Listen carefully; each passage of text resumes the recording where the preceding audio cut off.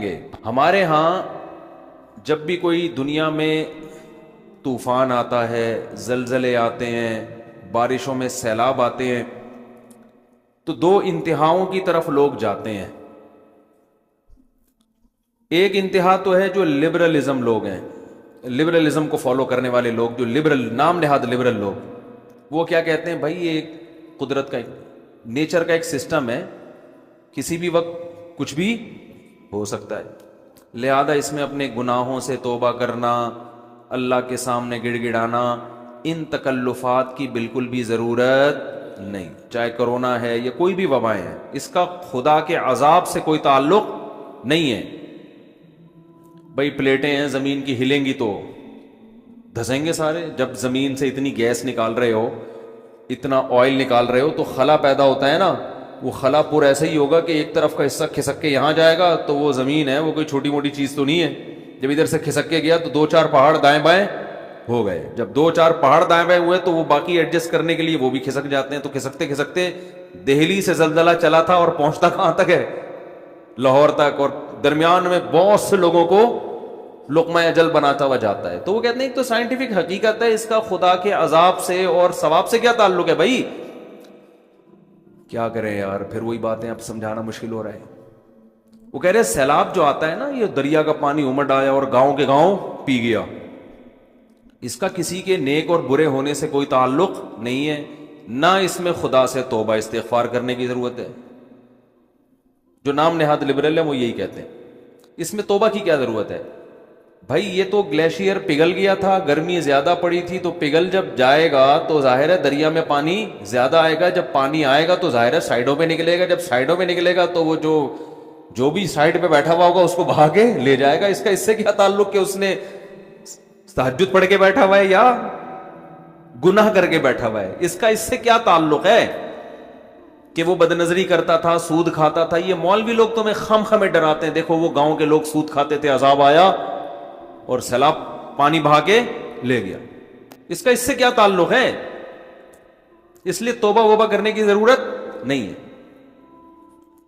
یہ بھی ایک انتہا ہے۔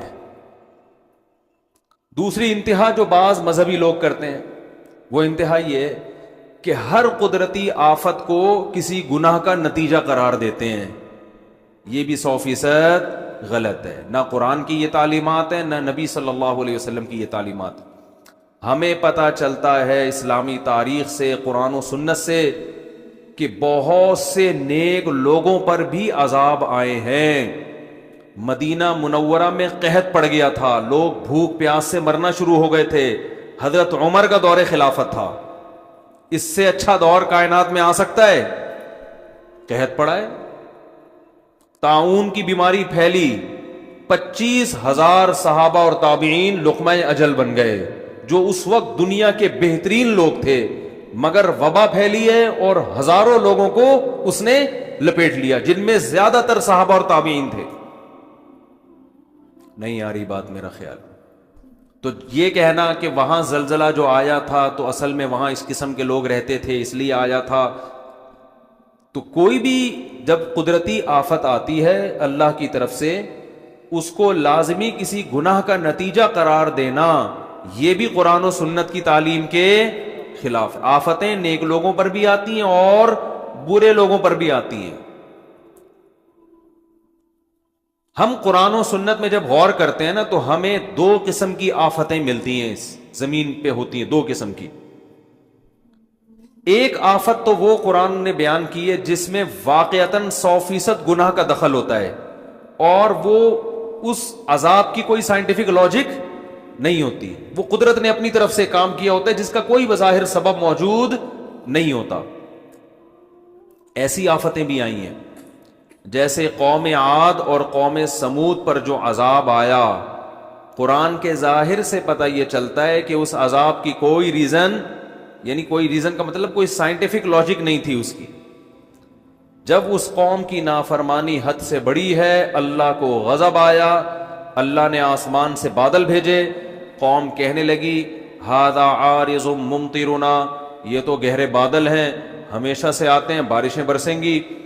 ان کے پیغمبر نے کہا بل ہوا ما استعجلتم بہ، اس سے بارش نہیں برسے گی، اس دفعہ اس بادل سے کیا برسے گا؟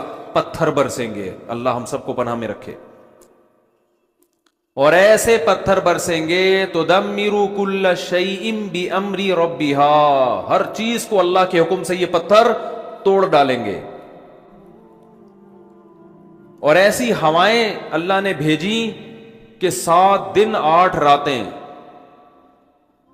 سخرہا علیہم 7 لیال و 8 ایام، 7 راتیں اور 8 دن ایسی ہوا چلے گی کہ جو تمہیں اٹھا کے پٹخ دے گی۔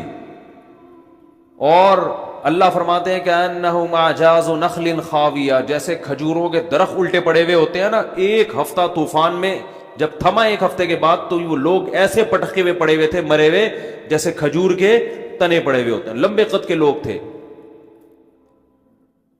نوح علیہ السلام کی قوم پر جو عذاب آیا، عذاب کے کوئی آثار نہیں تھے۔ ان کے جو محکمہ موسمیات اس دور کے تھے، وہ جو آثار دیکھ کے بتاتے تھے، ظاہر ہے تو ہر دور میں کچھ لوگ علامتیں دیکھ کے بتاتے ہیں نا، تو وہ کہہ رہے تھے کہ کوئی بارش کی رپورٹ، بولتے کیوں نہیں بھائی، نہیں ہے۔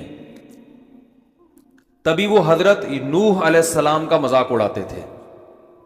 حضرت نوح علیہ السلام جب کشتی تیار کر رہے تھے اللہ کے حکم سے، تو قرآن کہتا ہے کلما مر علیہ ملأ من قومہ سخروا منہ، جب بھی لوگ گزرتے مذاق اڑاتے، اس لیے کہ اس دور کے جو ماہرین تھے، جو بھی موسم کو دیکھ کے اندازہ لگاتے تھے کہ بھئی نہ یہ ایسا مہینہ ہے کہ جس میں بارشیں ہوتی ہیں، نہ دور دور تک ہمیں بارش کے کوئی آثار نظر آ رہے ہیں، تو اچانک اتنی بارش کہ آپ کشتی میں تیرنا شروع کر دیں، ایسی بارش تو ہم نے کبھی زندگی میں دیکھی نہیں ہے۔ تو وہ فل مذاق اڑا رہے تھے ان کا، سخروا منہ۔ قرآن کہتا ہے ہمیشہ جب بھی گزرتے مذاق اڑاتے کہ معاذ اللہ ان بے وقوفوں کو دیکھو کہ نہ بارش کا سیزن ہے، نہ بارش کے دور دور کوئی آثار ہیں، اور اگر بالفرض بارش غیر متوقع ہو بھی گئی تو اتنی بارش تو ہم نے زندگی میں کبھی نہیں دیکھی کہ آپ اس میں باقاعدہ کشتیاں بنا کے پہلے سے بیٹھنے کا انتظام کرو، یہ تو حماقت ہے۔ لیکن نوح علیہ السلام کیا کہتے تھے، اور ان کے ایمان والے کہتے تھے ان تسخروا منا فإنا نسخر منکم، ان قریب جیسے تم ہمارا مذاق اڑا رہے ہو نا، ہم تمہارا مذاق اڑائیں گے۔ کیوں مذاق؟ اس بات کا کہ جو خدا اسباب کے ذریعے بارشیں پیدا کر سکتا ہے، وہ کسی قوم کو عذاب دینے کے لیے بغیر سبب کے بھی عذاب میں مبتلا کر سکتا ہے۔ جس کی یہ طاقت اور قدرت تم نے دیکھی ہے، جو سمندروں سے پانی اڑا کے آسمان پہ لے جا کے برسا سکتا ہے، اس میں ایک چکر، ایک سائیکل چل رہا ہے، تو وہ سائیکل کا محتاج نہیں ہے، وہ ویسے بھی اٹھا کے برسا سکتا ہے۔ جس نے آدم اور حوا کو بغیر باپ اور ماں کے پیدا کر دیا، تو اب آپ یہ دیکھو کہ بغیر ماں باپ کے بچہ پیدا ہو ہی نہیں سکتا، تو آپ کہو کہ بھئی اب ناممکن ہے، تو اللہ کے لیے ناممکن تھوڑی ہے۔ اللہ نے تو آدم اور حوا کو بغیر باپ اور بغیر ماں کے پیدا کر کے دکھایا اللہ نے، تو اس اللہ کے لیے تھوڑی مشکل ہے۔ تو مذاق تو ہم تمہارا اڑائیں گے کہ تمہیں اس خدا کی باتوں پہ یقین نہیں آ رہا۔ تو یہ وہ عذاب تھا جو اس دور کے سائنسدان، کیا اس دور کے سائنسدان بھی اس کی لاجک تلاش نہیں کر سکتے۔ دنیا میں ایسے بہت دفعہ ہوا ہے۔ لوط علیہ السلام کی قوم پہ پتھروں کی بارش ہوئی ہے، اور اللہ نے زمین کو اٹھا کے الٹا کر کے پٹخ دیا۔ اس کی کوئی لاجک نہیں ہے۔ یہ بھی ممکن ہے کہ ہو لاجک، اللہ نے لاجک پیدا کر دی ہو، کوئی وجہ پیدا کر دی ہو، لیکن ضروری نہیں ہے۔ اللہ یہاں اسباب کا محتاج نہیں ہے۔ تو ایک عذاب تو وہ ہوتا ہے جو بغیر کسی سبب کے اچانک مسلط ہو جاتا ہے، جس میں سائنسدان بھی حیران ہوتے ہیں، وہ کہتے ہیں ہمیں سمجھ میں نہیں آ رہا۔ تو یہ عذاب پچھلی امتوں میں زیادہ ہوئے تھے، اور نبی صلی اللہ علیہ وسلم نے فرمایا میری امت میں بھی ہوں گے، مگر پچھلی امتوں سے کم ہوں گے، لیکن ہوں گے ضرور۔ آپ صلی اللہ علیہ وسلم نے فرمایا جب گناہوں کی کثرت ہوگی، میری امت میں مسخ کے واقعات بھی ہوں گے، شکلیں تبدیل ہو جانا۔ بنی اسرائیل کو اللہ نے منع کیا تھا نا، ہفتے کے دن شکار مت کرو، پھر بھی کیا انہوں نے۔ رات کو سوئے ہیں، صبح جب اٹھیں تو کچھ لوگ بندر بن چکے تھے اور کچھ لوگ سور اور خنزیر بن چکے تھے۔ یہ چیز سائنسدانوں کی سمجھ سے بولو بھائی باہر۔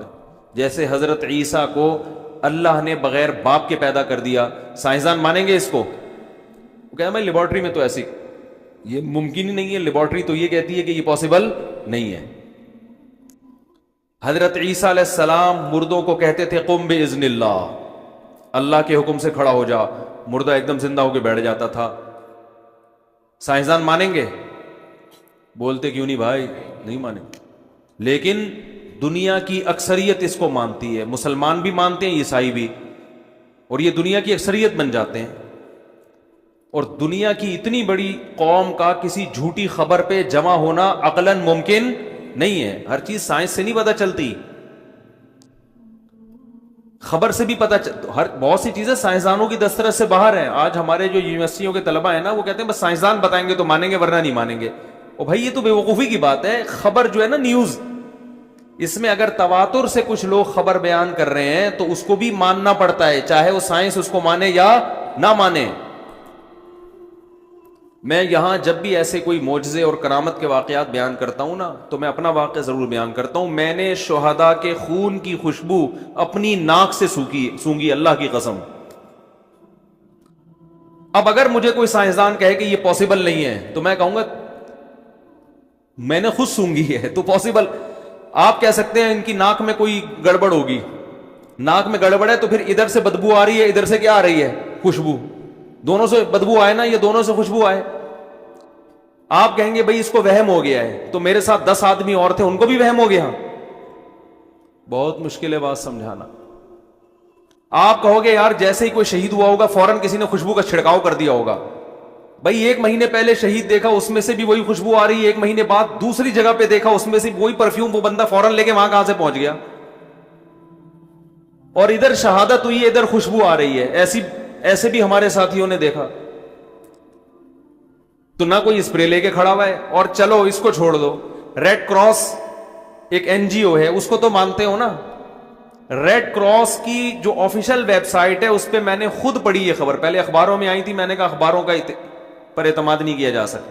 ان کی آفیشیل پیج پہ میں گیا، یہ 10-12 سال پرانی بات ہے، انہوں نے افغانستان کے بارے میں لکھا کہ وہاں جو یہ جن کو مجاہدین کہا جاتا ہے، یہ جب مرتے ہیں تو ان میں بہت سو کی لاشیں خراب نہیں ہوتی اور ان لاشوں میں سے خوشبو آ رہی ہوتی ہے، اور ان کے مقابلے میں جو لڑ رہے ہوتے ہیں ان کی لاشوں میں سے بدبو آ رہی ہوتی ہے۔ یہ بہت چھوٹی سی خبر تھی، کیونکہ یہ ڈرتے بھی ہیں نا، یہ تو اور موٹیویشن نہ ملے لوگوں کو۔ اور نیچے لکھا تھا ہم ان کی خوراک پہ ریسرچ کریں گے کہ یہ کھاتے کیا ہیں۔ یہ اللہ کی قسم میں نے خود پڑھی ہے یہ خبر، سونگی بھی ہے شہداء کے خون کی خوشبو۔ ایسے بہت واقعات ہیں، 6 مہینے ہو گئے باڈی خراب نہیں ہو رہی، خوشبو آ رہی ہے۔ نبی صلی اللہ علیہ وسلم نے فرمایا جب شہید کوئی اللہ کے راستے میں جان دے کے شہید ہوتا ہے نا، تو خون جو اس کے باڈی سے نکلتا ہے، تو قیامت کے دن جب یہ شہید آئے گا، لونہ لون دم، تو اس کے خون کا رنگ خون جیسا ہوگا مگر خوشبو خون جیسی نہیں ہوگی۔